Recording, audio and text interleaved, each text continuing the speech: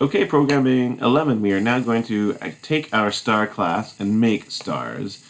I think we'll do most of our work in the main tab this time. So I do want to put in background 0 to start off with. Space is black, so I'd like to have, black background. And then let's make ourselves a star. So now that we have a class, we can now make star variables. So I can make a star called my star. And then I can create my star right inside of setup. So if you make the variable, it doesn't really do anything just yet. When you first make it, it's called a null star, like a null as in doesn't really exist. We've sort of hinted at, we're going to make a star, but it's not actually created until we do this next step here. New star. The new keyword is basically saying, hey, we're creating this new object from a class, and this is the constructor we're using. So just so you know, this is where we're calling the constructor. And then my star will be created. It will be filled with values, whatever the constructor says to do, it'll be sort of initialized that way. Still no star, though. If I run this, we don't see a star at all. And that's because the star is created, but is not acting yet. So we actually have to tell it to act. So the way we do it is we say, hey, my star, go ahead and do your functions. You can do a show function, for example. So I'll do the show, and we'll see it up here. And so right up here at the top, it's tiny. But they're random, so that makes sense. Here's this star this time. Every time we run, we create a different star, presumably. There we go. They're not doing anything, though, other than showing themselves, but that's because I'm not telling it to do the other thing, which is the action. So let's say my star also dot act. So now it should move as well. So let's go ahead and run it. And we'll see, oh, there goes our star. And it comes back to the top and continues on. If I run it again, I get a different star moving and acting. So, you might be thinking, okay, big deal. Who cares? We made a tiny rectangle that's falling down the screen. You could have done this in September probably without all these classes. But it's really great that we now have this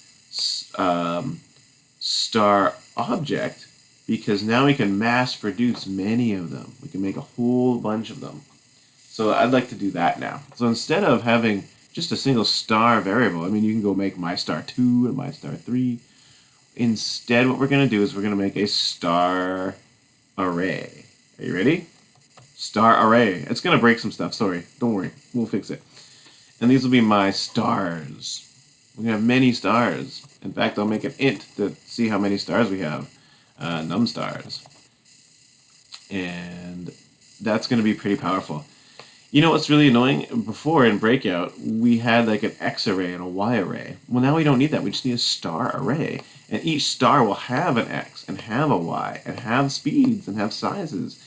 So they can all be unique. And I can make all sorts of objects and create arrays for them. And eventually, we would, I don't know if we'll learn this year, but you can even make just generic objects. So you can have many, many objects in the same array. All your game objects can be in one array. But we'll start off with just stars. We won't get ahead of ourselves here. So I got my star array called my stars. I'm going to go fill in num stars. Let's be conservative to start off with. Let's make 50 stars. 50 stars. That's it. So now we can't just make a new star. I guess we have to make our new array. So my star equals new star array. So we're not going to build an individual star. We actually have to build my stars equals new star array num stars. So that is a constructor that's being called, but it's not the one we wrote. This is actually the array constructor here. So the array constructor is building our array, because it turns out the array is also a class, an object as well. But now we actually have to go and make, oops, I got rid of this. Now I have to go and make all 50 stars. So I could go to each page. I could say my stars, page 0, you're going to get a new star. And my stars, page 1, you're going to get a new star. I'm already bored. How about you guys? I don't want to do this all day long. Like, I could do this all day long, but, why type this out manually when we have a beautiful pattern where we're just flipping the page, 0, 1, 2. We can make a while loop that will go through and automate the creation of all my individual stars. So I'm going to build my while loop instead of that. I'm going to say int I equals 0. That's going to be my page number. While I is less than num stars, I'm going to go and create my individual stars. So my stars page I equals new star, and then I++, of course. So now I am creating automatically num stars. So that's great. Unfortunately, I can't just do that to show them. It would be nice if I could just be like, show yourselves, all of you. But I have to go and tell each one to show. So it's still kind of annoying, but that's not too bad. I don't have to do, I could do my star page 0 act and show. And then I could do the same thing for the second one. 1 and 1. I could do that. I'll get 2 stars. Oh, it's my stars. Sorry. Like, I could do that. I'll see 2 stars. There they are. But I don't want to do 50 of these, right? And again, look at the pattern. 0, 1, 2. Same kind of thing. I can just build a while loop just like this one. In fact, it's so similar. I'm just going to copy and paste it down here. But instead of making new stars, I'm just going to tell my existing stars to show and act.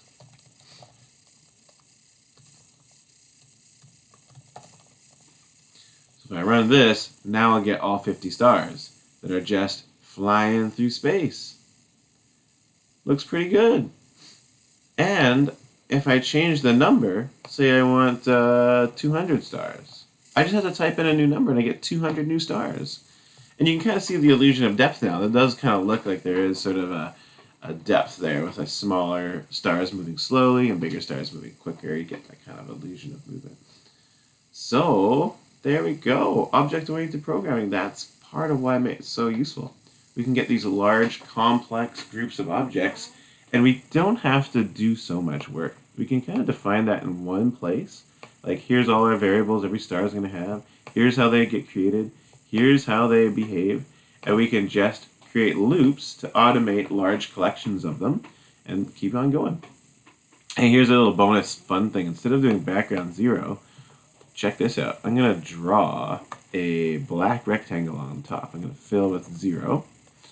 And it's going to look a little weird at first, I guess. Maybe I should start off with a black background in here. In the setup, I put it. Now I'm going to fill with 0.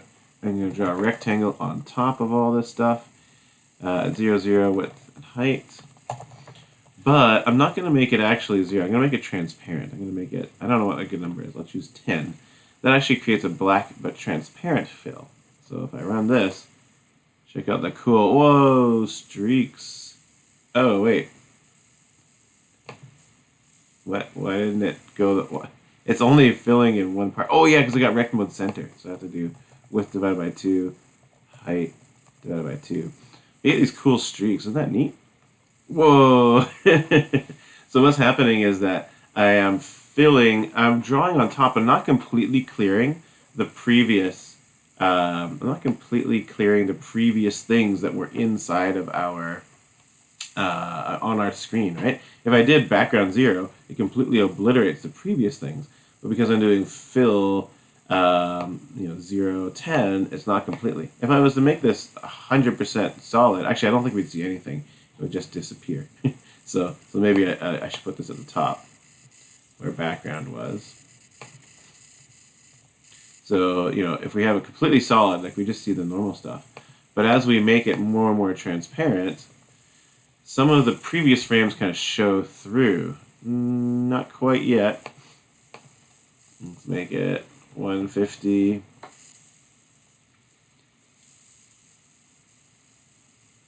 No. maybe I do have to put it at the end. Let's put it back to 10 again.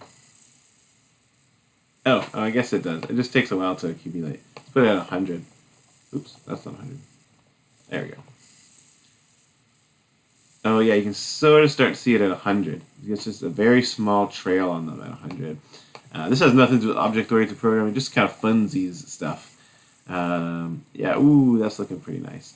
So you can get some cool trails going on your stuff. Almost look like teardrops at this point. You don't really notice the rectangle aspect of them, do you?